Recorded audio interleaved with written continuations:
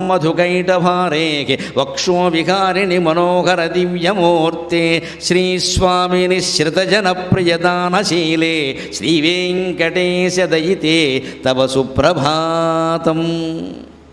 మాత సమస్త జగతాం మధుకైటభారేక వక్షో విహారిణి. ఎందుకు ఆవిడ కూడా అంత ఉన్నత స్థానాన్ని పొందగలిగింది, లోకాలన్నిటికీ మాత కలిగింది? లోకాలన్నిటికీ పిత ఎవరండి? శ్రీ మహావిష్ణువు. మరి మహావిష్ణువు భార్య ఏమవుతుందమ్మా? జగన్మాత అవుతుంది. అంచేది ఆవిడ చేసిన తెలివైన పని ఏమిటంటే తాను సొంతంగా జగన్మాత అయ్యే ప్రయత్నం ప్రత్యేకంగా చేయకుండా జగన్నాథుడిని పెళ్లి చేసుకుంది. సుఖమైన పని. జగన్మాత అనక తప్పదు. సుఖమైన పని అంతే. కుమార సంభవంలో కాళిదాసు చెబుతాడు ఒక మాట. ఈ ఈశ్వరుడు సతీదేవి చనిపోయిన తర్వాత పార్వతీదేవిని చేసుకుంటాడు కదా, రెండవ పెళ్లి కదా మరి అది. అందుకని రెండవ పెళ్లి వాడికి పిల్లనివ్వడానికి అనుమానిస్తారు కదా కాస్త. ఈశ్వరుడైనా అంతే. అందుకని పార్వతీదేవి హిమవంతుని కుమార్తె, ఈయనేమో ఈశ్వరుడు ఆవిడ తపస్సు చేసింది, ఈయన ఏదో ఊ అన్నాడు, బాగానే ఉంది. అడగాలి కదా. అప్పట్లో మగపిల్లాడ తల్లిదండ్రులే ఆడపిల్ల ఇంటికి వచ్చి అడిగేవారు. అప్పట్లో సంప్రదాయం అది. తర్వాత క్రమంగా ఆడపిల్లవాళ్ళు వెళ్ళి మేము పిల్లనిస్తామని చెప్పడం జరుగుతుంది. ఇప్పుడు ఏమీ లేదు, అంతా మధ్యలో ఉండేటువంటి కంప్యూటర్లో చెబుతున్నాయి. మొత్తం నెట్టో తోచి. ఆ సంప్రదాయం ప్రకారం ఈశ్వరుడు మరి పిల్లనిమ్మని అడగడానికి ఎవరినో పంపాలి కదా. ఎవరిని పంపిస్తాడు? తల్లే తండ్రా. విష్ణువుకి ఈశ్వరుడికి పెద్ద ఇబ్బంది ఏమిటంటే అమ్మా నాన్న లేరు. శివుడికి లేరు, కేశవుడికి లేరు, ఇద్దరికీ లేరు. బ్రహ్మదేవుడికి తండ్రి ఎవరంటే మా విష్ణువు అని చెప్పొచ్చు. తల్లి ఎవరంటే ఆయన భార్య కాబట్టి లక్ష్మీదేవి అని చెప్పొచ్చు. శివుడికి చెప్పుకోవడానికి ఏం లేదండి. శివరాత్రాడు మజురేలో పుట్టాడంతే, ఆయన ఏమి లేదు, స్వయంభూ. విష్ణువు అంతే. సృష్టికి మూలమైనటువంటి వాడికి మూలం ఎలా ఉంటుంది? ఆయన మూలమైనప్పుడు ఆయనకు మూలం లేదని అర్థం. ఎక్కడ దీనికి మూలం అని ఎంక్వైరీ చేయకూడదు. అన్నిటికీ అది మూలం ఉంటుంది, దానికి మూలం ఉండదు. ఇంకా అటువంటి మూలమైనటువంటి మూర్తి కాబట్టి విష్ణువుకి తల్లి లేదు, మరి శివుడికి లేదు. అందుకని శివుడు ఏం చేశాడు? సప్త ఋషుల్ని పంపించాడు. సప్త ఋషులు అప్పట్లో మరీచి మొదలైన వాళ్ళు ఉండేవారు. ఇప్పుడేమో కశ్యపాత్ర, జమదగ్గిన, భరద్వాజ, గౌతమ, వశిష్ఠ, విశ్వామిత్రుడు. ఇప్పుడు ఈ మన్వంతరానికి సప్త ఋషులు. అది జరిగింది వేరే మన్వంతరంలో. అప్పుడు మరీచి మహర్షి, కపిల మహర్షి మొదలైన వాళ్ళు ఉండేవారు. అగస్త్య మహర్షి. వాళ్ళని పంపించాడు, మీరు వెళ్ళి అడగండి. అందులో వశిష్ఠుడు కూడా ఉన్నాడు, అరుంధతి కూడా ఉంది. వాళ్ళని పంపించాడు.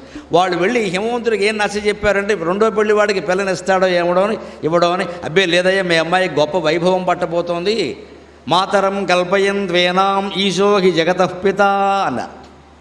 ప్రణమ్య శితికంఠాయ విబుధాస్తదనంతరం మాతరం కల్పయంత్వేనాం ఈశో హి జగతః పితా. మీ అమ్మాయిని శివుడికి ఇస్తే ప్రయోజనం ఏమిటంటే ప్రత్యక్ష ప్రయోజనం, వెంటనే కలిగే ప్రయోజనం చెబుతున్నామయ్యా. రోజు కైలాసానికి వచ్చి దేవతలు కొన్ని వేల మంది పాదాభివందనాలు చేస్తారు శివుడికి. ఆయనతో పాటు మీ అమ్మాయికి కూడా చేస్తారయ్యా. మరి పక్కన భార్య కూర్చుంటే చేయాల్సిందేగా. మనకు ఆ గౌరవం ఉంది కదా. పండితులను గౌరవించినప్పుడు కూడా పండితుడి పక్కన ఆయన భార్య ఉంటే ఆవిడకు కూడా దండం పెడతాం మనం. మనకంటే చిన్న ఆవిడ కూడా కావచ్చు, వేరే విషయం. ఆవిడ మీరిద్దరూ పార్వతీ పరమేశ్వరులండి అంటే మనకు ఆ గౌరవం ఉంది. ఆ సంప్రదాయం అక్కడి నుంచే వచ్చింది. అందుకని ఈశ్వరుడు జగత్పిత కాబట్టి మీ అమ్మాయి జగన్మాత అయిపోతుంది. వెంటనే 18 ఏళ్ల అమ్మాయి జగన్మాత అయిపోతుంది. ఎంత గౌరవం. అలాగే అమ్మవారికి కూడా, ఐశ్వర్యలక్ష్మికి కూడా పట్టిన అదృష్టం ఏమిటంటే ఈవిడ జగన్మాత కావడం కోసం లోకాలన్నీ సృష్టి చేసినా చెయ్యకపోయినా విష్ణుమూర్తికి భార్య కావడం వల్ల ఈవిడ జగన్మాత అయిపోయింది. అంత తెలివైన ఆవిడ. ఐశ్వర్యమే కాదు, జ్ఞానం, తెలివి కూడా ఎక్కువ. ఆయన్ని పెళ్లి చేసుకుంటే ఓ పని అయిపోయింది. ఎందుకు వచ్చిన కూడా ఇదంతా. మాత సమస్త జగతాం. అందుకే మధుకైటభారేక వక్షో విహారిణి. మధుకైటభుల్ని ఇద్దరిని సంహరించినటువంటి మహానుభావుడు ఉన్నాడే శ్రీ మహావిష్ణువు. ఆయన యొక్క వక్షస్థలం మీద ఈవిడ విహరిస్తూ ఉంటుంది. వక్షస్థలం అంటే ఏమిటండి? ఎడం వైపే చూపిస్తాం అందరం కూడా, గుండె. ఆయన హృదయంలో పెట్టుకున్నాడు. మనం కూడా భార్యను హృదయంలో పెట్టుకోవాలి, జేబుల్లో పెట్టుకోవడం కాదు, హృదయంలో పెట్టుకోవాలి. అంటే ఎక్కడ తిరుగుతున్నా ఎక్కడున్నా సరే భార్య మీద ఉండాలి దృష్టి, భార్య దృష్టి భర్త మీద ఉండాలి. ఓ రిటైర్ అయిపోయిన మాస్టర్ ఉన్నాడు అనుకోండి, ఆయన భార్య, ఆవిడ రిటైర్ అయినట్టేగా. ఆవిడ ఏదైనా 60 ఏళ్ల వయసులో పొరపాటున ఏదో అవసరం ఉండి పుట్టింటికి వెళ్ళింది అనుకోండి, ఒక్క ఆవిడే వెళ్ళింది. ఆవిడ ఎలా ఉంటుందో తెలుసా అండి? ఇప్పటికి కూడా ఆ ప్రవృత్తి నేను కొన్ని చోట్ల గమనించి ఆశ్చర్యపోయాను. ఏం ప్రేమరా అని. 60 ఏళ్ళ ఆవిడ పుట్టింటికి వెళ్ళింది. 4:30కో 5 కాస్త టీ ఇచ్చారు ఇంట్లో. మనవరాళ్ళు ఎవరో ఇస్తే ఏమిటో ఈ పెద్ద మనిషి ఎక్కడున్నాడో, టీ తాగితే కానీ ప్రాణం నిలబడదు, టీ తాగుతున్నాడో లేదో అందండి. నేను వెంటనే లేచి ఆ ఇంట్లో ఆ ఇళ్ళ కాళ్ళకి దండం పెట్టా. నువ్వు చాలా గొప్ప సాధ్యం అమ్మా, ఇంతకంటే ఏం అక్కర్లేదు. 60 ఏళ్ళ ఆవిడ రిటైర్ అయిపోయిన భర్తని 4:30 సమయానికి తలుచుకుంది. ఎందుకంటే ఆవిడకి టీ ఇచ్చారు అక్కడ ఇంట్లో వాళ్ళు. మా ఆయన ఎక్కడో ఉన్నాడు, రిటైర్ అయిపోయాడు, అసలే టీచరు, టీ దాక్కపోతే టీచర్ ఎలా అవుతాడు, టీఎం చరతీతి టీచర్ అహా అన్నారు. పాఠాలు చెప్పినా చెప్పపోయినా టీ బాగా తాగాలి టీచర్లు అందరూ. గంటకోసారి టీ తాగుతారు. నేను అదే పని, టీ తాగే పని కాదు, టీచర్ పనిలోంచి నేను ఇందులోకి వచ్చా. 30 ఏళ్ళు ఆ వృత్తిలో పనిచేసి మాకు లెక్క ఏమిటంటే గంటకి టీ తాగడం, గంటకోసారి ఆపేయడం అని ఓపెన్ చేస్తాం అంతే. గంట కొడితే ఆపేస్తాం, అందుకే మధ్యలో గంటలు కొట్టకండి, ఆపేస్తాను. మాకు గంట కొడితే ఆపేయమని అర్థం అంతే. లెక్క ఉంటుంది ఉపన్యాసం. అలా ఉపాధ్యాయ వృత్తి అలవాటు పడ్డాం కదా, అలాగ పాపం అడుగుతుంది. అది భార్య ప్రేమ, భర్త ప్రేమ అంటే నువ్వు విడిగా ఉన్నా సరే, ఎక్కడికి వెళ్ళినా సరే ఆ సమయానికి వారు గుర్తు రావాలి. ఇది ఉండాలి, అలా ఉంటేనే దాంపత్యం. అలా వాళ్ళు ఉంటారు. మధుకైట భారేక వక్షో విహారిణి, మధుకైటములు ఇద్దరినీ సంహరించినటువంటి మహానుభావుడికి నువ్వు వక్షస్థలంలో ఉన్నావమ్మా, హృదయంలో పెట్టుకుని ఆరాధిస్తున్నాను నేను. ఎంత ప్రేమో చూడండమ్మా వెంకటేశ్వర స్వామికి. అందుకని ఈ ఆలయానికి వచ్చేటువంటి పురుషులందరూ భార్య కన్నీళ్లు పెట్టకుండా చూసుకోవాలి. సంసారం అంటే అది, సంసారం అంటే. సందర్భం వచ్చింది కాబట్టి ఓ మాట చెప్పేస్తాను అటు ఇటు కూడా. భార్య కన్నీళ్లు పెట్టుకోకుండా చూసుకోవాలన్నా కానీ భార్య పెత్తనం చేయాల్సిన పనేం లేదమ్మా, అది అవసరం లేదు. భర్తకి సహకరించడం వేరు, పెత్తనాలు చేయడం వేరు. ఎవ్వరూ పెత్తనం చేయకూడదని నాకు అర్థం కాదు. భార్య అయినా భర్త అయినా ఆడపెత్తనమా మగ పెత్తనమా అని రకరకాల మాటలు మాట్లాడతారు కదా. అసలు నీ మీద నేను, నా మీద నువ్వు పెత్తనం చేయకుండా కాపురం చేయలేమండి. ఒకరికొకరు బానిసలు కాకుండా, ఒకరికొకరిని భయపెట్టకుండా స్నేహితుల్లా కాపురం చేయలేమండి. ఈ అహంకారం దేనికండి? మగాడికైనా ఆడాళ్ళకైనా. ఎంత డబ్బు ఉంటే మాత్రం, పుట్టింటి నుంచి ఎంత ఆస్తి వస్తే మాత్రం ఎందుకు వస్తుంది ఇది? ఈ అహంకారాలన్నీ మనం ఇలాగే పట్టుకుని గుళ్ళోకి వెళ్ళి ప్రదక్షిణం చేస్తే పుణ్యమా, తిరిగితే పుణ్యమా, యజ్ఞం చూస్తే ఏం చేస్తే పుణ్యం లేదు. నీ అహంకారం తగ్గించుకుంటే తప్ప. మనం ఎన్ని పూజలు చేసినా, ఎన్ని గుళ్ళల్లో తిరిగినా మన పాపాలు మనవే. ఈ అహంకారం కారణంగానే మళ్ళీ జన్మ వస్తుంది. ఈ జన్మలో ఆడవాళ్ళవేనా, మగవాళ్ళవేనా, యజమానులవేనా, నౌకరులవేనా, గురువులవేనా, శిష్యులవేనా, ఎవరి మీద మనం పెత్తనం చేశామో మళ్ళీ జన్మలో వాళ్ళ ఇంట్లో బానిస కిందే పుడతాం మనం. అనుమానం ఎలా, కర్మఫలం అనుభవించి తీరాల్సిందే. యజమాని, నౌకరు, గురువు, శిష్యుడు, తండ్రి, కొడుకు అందరూ సమానమే. విశ్వం పశ్యతి కార్యకారణతయా స్వస్వామి సంబంధతః శిష్యాచార్యతయా తదైవ పితృపుత్రాధ్యాత్మనాభేదతః స్వప్నే జాగ్రతి వా ఏష పురుషో మయా పరిభ్రామితః తస్మై శ్రీ గురుమూర్తయే నమ ఇదం శ్రీ దక్షిణామూర్తయే. శంకరాచార్య రచించిన దక్షిణామూర్తి స్తోత్రం. గురువు శిష్యుడు, లేకపోతే ఈవేళ మేము ప్రవచనం చెప్తున్నాను మీరు వింటున్నారు, ఇది కేవలం ఏర్పాటమ్మా. రేపొద్దున మీలో ఒకరు వచ్చి ఇక్కడ కూర్చొని చెప్పొచ్చు, నేను వినొచ్చు, తప్పేముంది? నేనే శాశ్వతమా? ఎక్కడ మీరు అక్కడ శాశ్వతమా? ఏం లేదు కదా. గురువు శిష్యుడైనా అంతే, తండ్రి కొడుకైనా అంతే. ఈవేళ కొడుకు, రేపొద్దున పెళ్ళే వాడుకో కొడుకు పుడితే వాడు తండ్రి కాలా? వాడు ఇప్పుడు కొడుకు అనాలా, తండ్రి అనాలా? ఈ తండ్రికి కొడుకు, వాడి పిల్లాడికి వాడు తండ్రేగా. అంచేత మన స్థానాలు మారిపోతాయండి. ఎప్పుడు నేను గురువునే, ఎప్పుడు నేను తండ్రినే అంటే కుదరదండి. ఎప్పుడు తండ్రి పుట్టగానే తండ్రి అవుతాడు ఎవడనా? అంచేత ఈ స్థానాలు అవి గౌరవమేనా అగౌరవమేనా ఏమీ శాశ్వతం కాదు.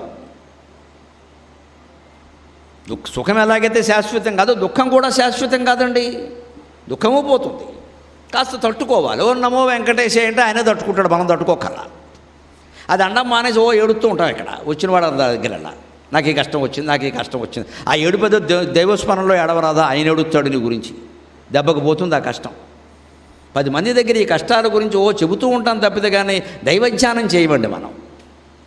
అదే ఏదైనా ప్రక్రియ చెప్పేసి పలానా పూజ చేసి పలానా చేసి నీ కష్టం పోతున్నారు కానీ 1,00,000 ఖర్చు అయినా సరే చేసేస్తామండి. 1,00,000 ఖర్చు కాదమ్మా, రూపాయి ఖర్చు లేని ఉపాయం చెబుతున్నా. కష్టం వస్తే కన్నీళ్లు పెట్టడం మానేయండి. ఒకవేళ కన్నీళ్లు వస్తే మీ పూజా మందిరంలో ఉండే విగ్రహం పాదాల మీద ఆ కన్నీళ్లు పడాలి, ఆ కన్నీళ్లు పడాలి. అప్పుడు కష్టం పోతుంది, అప్పుడు కష్టం పోతుంది. ఆ ఏడుపేదో అక్కడ ఏడవండి. అంత ధారగా కన్నీళ్లు కారిపోతుంటే ఆ నీళ్లతో భగవంతుడికి అభిషేకం చేయండి. దెబ్బ కరిగి వచ్చేస్తాడు. అక్కడే ఉంటుంది ఆలయం అంతా. గుండెల్లో ఉంటాడు దేవుడు, గుళ్ళో కాదు, గుండెల్లో ఉంటాడు. మన గుండెల్లోంచే బయటకు వస్తాడు. మన ప్రార్థన ద్వారా వస్తాడు, మన తపస్సు ద్వారా వస్తాడు, మన సంకల్పం ద్వారా వస్తాడు. అది మనకి చేతకాక ఎవరినో పట్టుకుని ఎడుతూ ఉంటాం ఊరికి. దాని నుంచే బయటపడాలి. వక్షో విహారని, మధువుని కైటభుణ్ణి అనే రాక్షసులను సంహరించిన ఆయన అంత గొప్ప ఆయన. వాడు సామాన్యులు కాదండి. సృష్టి ప్రారంభం కాగానే అంతా జలప్రళయం ఏర్పడినప్పుడు పుట్టారు. వాడు ఎలా పుట్టారో తెలుసా? సందర్భం వచ్చింది కాబట్టి ఆ విషయం చెప్పుకుందాం. అనవసరమైన విషయాల్లో వేలు పెడితే ఏమవుతుందో అర్థమవుతుంది. మధుకైటవులు ఎక్కడి నుంచి పుట్టారో తెలుసా? శ్రీ మహావిష్ణువు చెవుల్లో గులుగు వచ్చింది. చెవులో గులుము అంటానికి గులిమి వచ్చింది. ఈయన తిన్నగా ఉండక గులి ఇలా అని ఆ గులి అవతల బారి దాంట్లోంచి పుట్టారు వాళ్ళు. పురాణాలు ఎలాగా ఉంటాయి, మీరు కంగారు పడకండి. సింబాలిజం. చెవులో గులుము వస్తే ఏం చేయాలో మీరు డాక్టర్ని అడగండి, చెప్తారు. ఈ కథ అర్థమవుతుంది. ఎప్పుడు చెవులో గులిమి వేళ్లతో తీయకూడదు, పుల్ల పెట్టకూడదు, దూది పెట్టకూడదు. బట్స్ అది మరీ దరిద్రం, పెట్టకూడదు అసలు. అది ఇంత పెద్ద కట్టకొండం ఎక్కడ, అది పెట్టుకుని ఇలా పుడుచుకుంటూ కూర్చోవడం. పుల్లెడిపోతుంది చెవు, పుచ్చిపోతుంది. పొడవకూడదు అలాగే. అసలు చెవిలో గులిగి తీయకూడదు, దాని అంతటా అదే పోతుంది. మీరు అంతటా వదిలేస్తే దాన్ని తీసిన కొద్దీ ఎర్రగా అయిపోతుంది. మీరు చెవి ఏదైనా ఇబ్బంది ఉన్నప్పుడు పరీక్ష చేయించుకుందుకు వెళ్ళండి. వెంటనే చెవి డాక్టర్ గారు ఏమంటారంటే లోపలంతా రెడ్డిష్ వీడు తిన్నగా ఉండకుండా వచ్చింది ఈ రెడ్డిష్ బెడ్డిష్. ఎందుకంటే అంత రెడ్గా ఉంటుంది, నువ్వు కెలికావు. పైగా మనం తినలేని వాళ్ళం కాదు కదా. ఈ వేలెట్టి కెలికి తర్వాత ఆ వేలు నోట్లో పెడతాం. ఎంత ఆరోగ్యమో. చాలా గొప్పవాళ్ళం మనం. ఇదే వేలుతో కెలుగుతాం, మళ్ళీ ఆ వేలు ముక్కులో పెడతాం, ఆ వేలు నోట్లో పెడతాం. అంతే నైవేద్యం అయిపోయింది. ఇక్కడ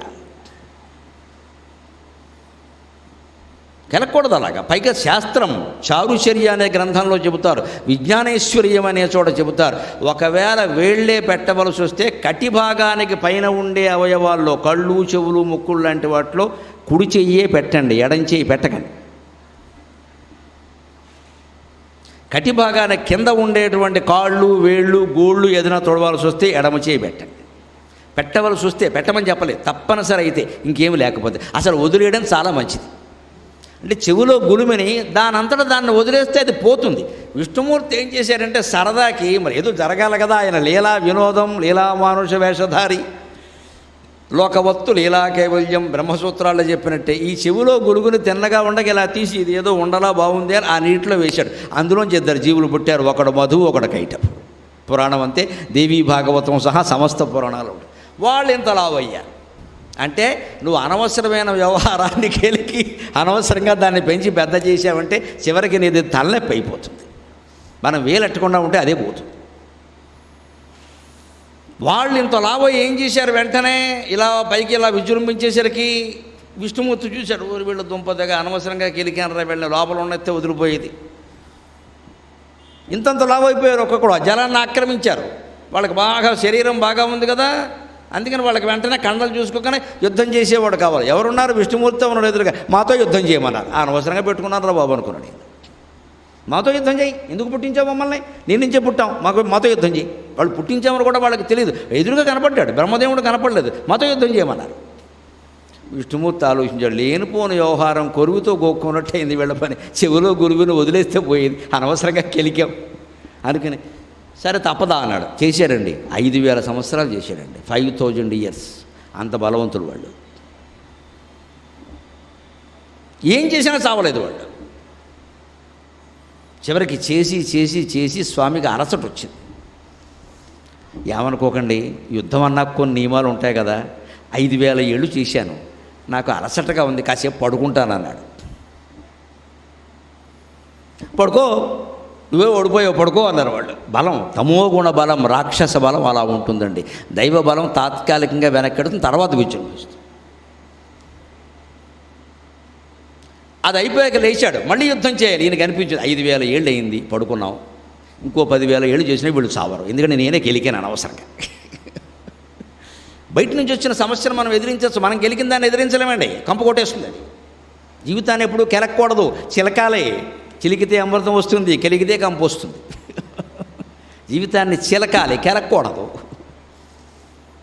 అందుకే నేను గ్రహించుకున్నాడు దేవుడు కదా, వెంటనే ఉపయోగించాడు. ఇగో మిమ్మల్ని నేను జయించలేను, చాలా కష్టమే, కానీ మీరు ఏదైనా వరం కోరుకోండి అన్నాడు. వాళ్ళు తమో గుణంతో ఉన్నారు, బాగా బలిసిపోయి ఉన్నారు, వాళ్ళు గర్వంతో ఉన్నారు. అటువంటి వాళ్ళతో అలాగే మాట్లాడాలి, కాస్త రెచ్చగొట్టాలి. శివుడిలాగా విష్ణుమూర్తి అమాయకుడు కాదు, మోస్ట్ డిప్లొమాటిక్ గాడ్. శివుడైతే ఆయనే దొరికిపోయేలా వరాలు ఇచ్చేస్తాడు. ఈయన అలా కాదండి, మొత్తం వాళ్ళని పట్టుకుంటాడు. లౌక్యం బాగా తెలిసిన వాడు. ఎందుకంటే పాలన చేయాలంటే లౌక్యం బాగా ఉండాలమ్మా, ఎక్కడేం మాట్లాడాలో తెలియాలి.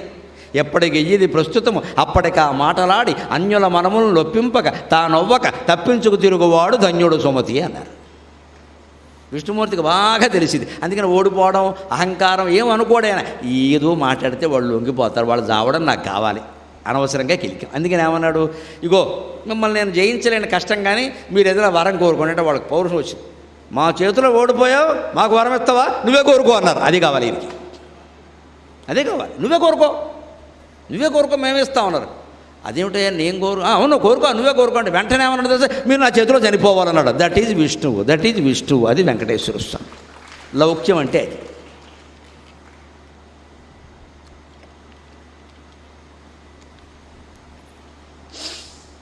వాడు వరం కోరుకోమనగానే మీరు నాకు వరం ఇచ్చేది ఏమిటి అనలేదు. నా చెవులో గులువులోంచి పుట్టారు సన్నాసులారా, మీరు నాకు వరం, ఇదంతా అనవసరపు అహంకారం. సమయం దొరికింది, ఎప్పటికి ఏది ప్రస్తుతం అప్పటికే ఆ మాటలాడు. వెంటనే ఏమన్నాడు ఆలోచించుకున్నా, అయితే మీరు నా చేతిలో చనిపోవడానికి వాడు ఇద్దరు నాలుగు కరి చేసుకురా. అయ్యో బాబు ఇంత కూడు గదిరా. కానీ విష్ణుమూర్తి చెవుల్లోంచి పుట్టడం వల్ల, సృష్టికి మొదట్లో ఉండడం వల్ల సత్యనిష్ట అండి, వాడు మాట తప్పలేదండి. చనిపోతాం, ఖచ్చితంగా చేసిపోతాం. ఓ పని చేయి, వాళ్ళ తెలివి వాళ్ళది, ఎవరి లౌక్యాలు వాడివి. ఎక్కడ నీరు లేదో అక్కడ మమ్మల్ని చంపమన్నారు. సృష్టి అంతా జలప్రళయం ఉంది, ఎక్కడ చంపుతారు చూశారు వాళ్ళు. ఇది పెడదాం, ఆయన ఈ తెలివి నీకుంటే మా తెలివి మాకుంటుంది ఇక్కడ. అందుకని ఎక్కడ నీరు లేదో అక్కడ మమ్మల్ని చంపమంటే ఆయన అన్నాడు, ఓ ఇలా వచ్చారా, మళ్ళీ అలా వస్తే ఇలా వస్తారు, ఇలా వస్తే అలా వస్తారు, ఇదో చదరంగంలో ఉంది ఇది. అప్పుడు వెంటనే ఆయన ఊరువులు మొత్తం పెద్దవి చేసి జలాన్ని కొన్ని 100 మైళ్ళు ఆక్రమించి, మీరిద్దరూ ఇక్కడికి రండి మిమ్మల్ని చంపుతాను అన్నాడు. వాళ్ళిద్దరూ తొడల మీద కూర్చున్నారు, శుభ్రంగా వేసేసాడు. శ్రీమద్ రమారమణ గోవిందో హరి. ఈ రకంగా ఆయన్ని మధుసూదనుడు అని పేరు వచ్చింది. మధువును చంపాడు కాబట్టి, కైటభుణ్ణి చంపాడు కాబట్టి కైటభారి అని పేరు వచ్చింది. మధు కైటభారేఖ వక్షో విహారిణి. పెళ్లి చేసుకుని కుటుంబాన్ని పెట్టుకుని నడపాలి అంటే ఇంతంత తెలివితేటలు ఉండాలి, ఇంత లౌక్యం ఉండాలి. ఎక్కడ వంగాలో అక్కడ వంగాలి, ఎక్కడ వంచాలో అక్కడ వంచాలి. అన్ని చోట్ల వంచడము తప్పే, అన్ని చోట్ల వంగడము తప్పే. లౌక్యం బాగా తెలియదు. సన్యాసికి ఇవన్నీ అక్కర్లేదు, సంసారికి కావాలి. విష్ణుమూర్తి సంసారి, సన్యాసి కాదు. శివుడు సంసారి అయినా ఆయన సన్యాసి కింద లెక్క. ఆయన ధోరణ వేరు, ఈయన ధోరణ వేరు. వక్షో విహారిణి మధుకైటభారేఖ వక్షో విహారిణి మనోహర దివ్యమూర్తి. మనస్సును హరించేటువంటి దివ్యమైనటువంటి ఆకారం అమ్మవారిని చూడండి. అందుకే ఆచార్య స్వాముల ముందు ఇక్కడ చూపించి అక్కడ చూపించి మధ్య గదిలోకి తీసుకెడతారు మన గర్భగుడి. భగవంతుడి ముందు ఎప్పుడూ ఎన్ని నిమిషాలు ఉండనిస్తే అన్ని నిమిషాలు కళ్ళు అప్పగించి చూడాలమ్మా, కళ్ళు ముయ్యకూడదు. భగవంతుడి ముందు కళ్ళు మూస్తున్నామంటే మనం దురదృష్టవంతులు. చాలామందికి అలవాటు ఏమిటంటే కళ్ళు మూసుకోవడం, ఈ చెంపలు వేసుకోవడం. ఈ దిక్కుమాలిన అపరాధ మనస్తత్వం ఈ జన్మకు బోధది. ఏం చేసేవని ఊరికి చెంపలు వేసుకుంటూ కూర్చుంటావు అక్కడ? ఎందుకంత బాధ, ఎందుకంత భయం? వేసుకుంటే వేసుకో, చెంపలు కాకపోతే ఒళ్ళంతా వేసుకో, కానీ చూడు. కళ్ళు మూసుకొని ధ్యానం చేయాల్సింది ఎక్కడో తెలుసునండి, గుళ్ళోంచి బయటకు వచ్చాక మెట్ల మీద కూర్చొని చేయాలి. ఎందుకంటే గుళ్ళో మనం ఎవరం కూడా 2-3 నిమిషాల మించి చూడడానికి అవకాశం ఉండదు. ఇంకా ఇక్కడ కాబట్టి ఉంటుంది, తిరుపతి అయితే అసలు ఉండదు. అందుకే అక్కడ అలాగే ఉండదు. మరి వెనకాల వాళ్ళు ఉన్నారు కదా, వచ్చేసి బయట మెట్ల మీద కూర్చొని లోపల నువ్వు గర్భగుడిలో ఏ మూర్తిని చూసావో ఆ మూర్తిని మనస్సులో ధ్యానించాలి. అక్కడ కళ్ళు మూసుకోవాలి. మనం అక్కడ కొబ్బరికాయ చెప్ప అక్కడ కొడుతూ ఉంటాం. మనం ఇప్పుడే తినేయాలి ప్రసాదం అంటుంది. అప్పుడు తినకపోతే ఇంటికి వెళ్ళి తినచ్చు, ప్రమాదం మీరు. ఇక్కడ తినేసి అక్కడ పూసి ఎక్కలేదు గట్టుకి. ఆ ఆకులు అక్కడే బారేసి, ఆ ప్లాస్టిక్ సంచులు అక్కడే బారేసి దేవాలయాలు కూడా కలుషితం అయిపోతాయి. అక్కడ తినాల్సింది ప్రసాదం కదా, అక్కడ తినమని ఎవరు చెప్పలేదు. అక్కడ కూర్చొని ధ్యానం చేయమన్నారు. మనకు ఆ ధ్యానం ఒకటే నచ్చదు, మిగిలినవన్నీ నచ్చుతాయి. పైగా ఈ గుళ్ళో ప్రసాదాలు బాగా పెడతారు. ఇది అడ్వర్టైజ్మెంట్. ఇక్కడ ప్రసాదాలు బాగా పెడతారా? అందుకోసం వస్తావా? ప్రసాదాల కోసం వాటి కోసం వచ్చేది దేవాలయం కాదండి. డెవలప్మెంట్ అంటే అది కాదండి. ఈ గుడికి వచ్చాకే నాకు మనశ్శాంతిగా ఉంది, ఈ గుడికి వచ్చాక నాలో గొప్ప ధైర్యం వచ్చింది అని చెప్పగలిగితే అది దేవాలయం కింద లెక్క. అది దేవాలయం కింద లెక్క. అది రావాలి అంటే మన విగ్రహాన్ని చూడాలి పూర్తిగా. అందుకే అర్చక స్వాములకు కూడా సమస్త దేవాలయాల్లో ఈ రికార్డింగ్ ప్రపంచం అంతా పెడుతుంది కాబట్టి నేను చెబుతున్నా, దయచేసి మూర్తులకు విపరీతమైన అలంకారం చేయకండి, పరిమితంగా చేస్తే చాలు. కొన్ని విశేషమైన రోజులు ఉంటాయి, అప్పుడు చేస్తారు. మిగిలినప్పుడు ఇంచుమించు చాలా సింపుల్గా సూక్ష్మంగా ఉండాలి. విగ్రహాన్ని చూసే భాగ్యం కలగాలి ప్రజలకి. అది తపశ్శక్తితో బ్రాహ్మణులు మంత్రప్రతిష్ఠ చేసిన విగ్రహం. అది దాన్ని మొత్తం కమ్మేయకూడదు, కప్పేయకూడదు. ఏం చూడడానికి ఏముంది, పువ్వులు పూలదండలే కనపడుతున్న, దేవుడు కనపడట్లేదు.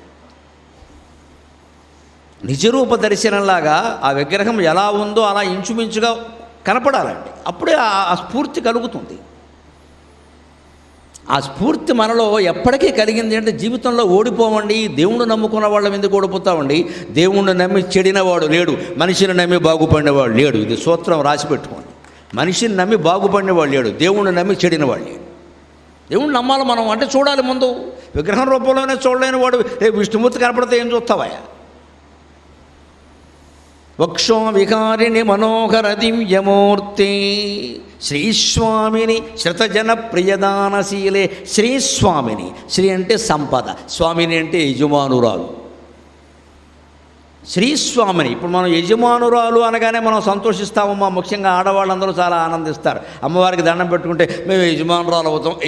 యజమానురాలు అవ్వడం, మరమరాలు అవ్వడం పెద్ద విషయం కాదు. ఇక్కడ తర్వాత ఎలా ఉండాలో చెప్పాడు ఆయన. అన్నంగన స్వామి సామాన్యుడు కాదు. శ్రితజన ప్రియదానశీలి, నువ్వు యజమానురాలి అయ్యావు అంటే శ్రితజన ప్రియదానశీలి. నిన్ను ఆశ్రయించి పనిచేసే పని మనుషులు రకరకాలుగా ఇంటికి వచ్చేటువంటి వాళ్ళు ఉంటారు కదండి, వారికి ఏదైనా ఇస్తూ ఉండాలమ్మా, ఇస్తూ ఉండాలి. అది దానం, ధర్మం, యజమానురాలి లక్షణం. యజమాని ఇస్తే యజమానురాలు కాదని అనకూడదు, యజమానురాలు ఇస్తే యజమాని కాదని అనకూడదు. మన ఇంట్లో మనకు అవసరం లేని వస్తువులన్నీ వెళ్ళిపోవాలి. ముఖ్యంగా సంసారం సుఖంగా ఉండాలంటే ఒక్క మాట చెబుతాను, నేను పాటించే చెబుతాను. మా ఇంట్లో కొత్త వస్తువు కొన్నామంటే పాత వస్తువు వెళ్ళిపోవలసిందే బయటికి. మిక్సీ పాడైంది, కొత్తది కొనండి అంటే హాయిగా కొనుక్కో, పాతది ముందు తీసి గుమ్మం దగ్గర పెట్టేమని చెబుతాను నేను. అది ఉంటుంది, ఇది ఉంటుంది, అన్నీ ఉంటాయి. నువ్వు నేను ఉండవు ఇక్కడ.